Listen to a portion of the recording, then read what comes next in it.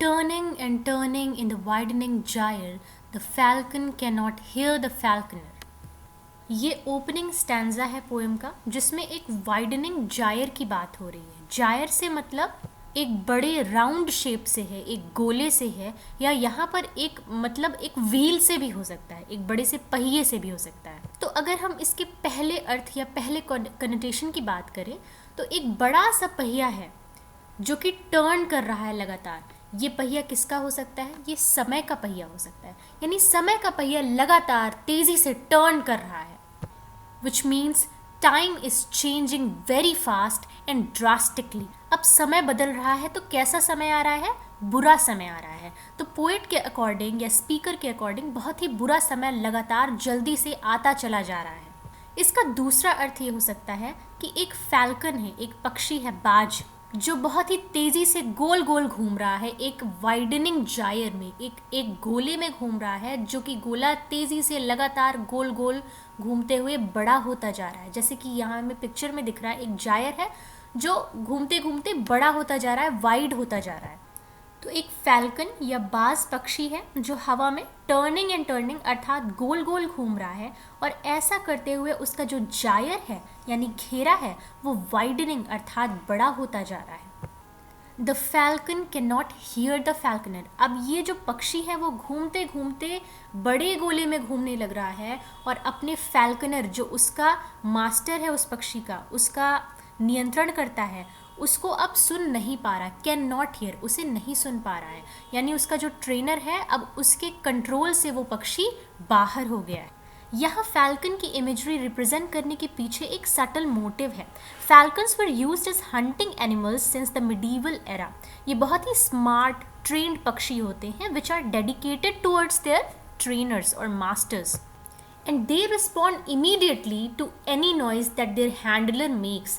Therefore, for a falcon to not listen to the voices of its falconer or master shows us how the delicate balance of the world has been upset. कि जब बाज पक्षी जो इतना trend होता है और तुरंत अपने मास्टर की बात को झट से सुन लेता है और तुरंत उसके कंट्रोल में आ जाता है, जब वो भी अब कंट्रोल में नहीं आ पा रहा है, तो इसका मतलब दुनिया का जो बैलेंस है अब वो पूरी तरीके से हिल चुका है. अब यहाँ फैल्कन पक्षी की जो इमेजरी है वो एक और सटल मीनिंग को डिनोट करती है, इंसान की इमेजरी को या आशय को रिवील करती है. यहाँ फैल्कन का अर्थ मनुष्यों से भी हो सकता है और फैल्कनर यानी मास्टर का अर्थ ऑलमाइटी या गॉड से भी हो सकता है. So this imagery also suggests how people in modern world have detached themselves from their falconer or master or god. अब दुनिया में होने वाले इम्बैलेंस को हम यहाँ बाज पक्षी और उसके ट्रेनर से यानी एक नेचर के रूप में रिप्रेजेंट कर रहे हैं कि दुनिया में जो ईविल है उसको हम नेचर के माध्यम से कैसे रिप्रेजेंट कर रहे हैं, कि एक इमेजरी दे रहे हैं जिसमें बाज पक्षी अपने ट्रेनर से दूर होता जा रहा है. It's a Shakespearean tactic to reflect evil in the way that nature behaves. कि नेचर बिहेवियर के द्वारा जब हम समाज की बुराइयों को दिखाते हैं तो ऐसे टैक्टिक को शेक्सपियरियन टैक्टिक कहते हैं, क्योंकि इसका यूज़ जो है शेक्सपियर ने बहुत ज़्यादा किया था.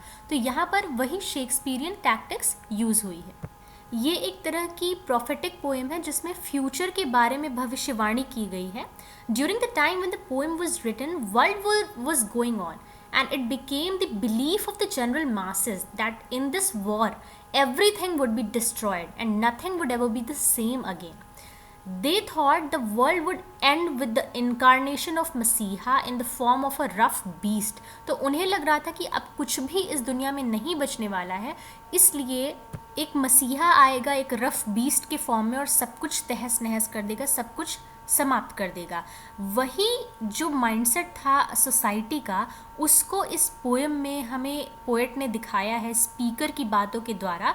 तो ये एक्चुअली केवल स्पीकर की थॉट्स नहीं हैं, ये उस टाइम के पूरे समाज की थॉट्स हैं. समाज को ऐसा लगता था कि अब वर्ल्ड का एंड होने वाला है, क्योंकि वर्ल्ड वॉर चल रहा था और बहुत ज़्यादा तबाही मची हुई थी चारों तरफ. तो दुनिया को लग रहा था कि अब समाज या दुनिया या लोग कुछ भी नहीं बचने वाला है. थिंग्स फॉल अपॉर्ट यानी सब कुछ टूट कर बिखर रहा है. Centre can not hold. Even the centre of gravity is unable to hold the earth, so the balance and peace of the world is destroyed.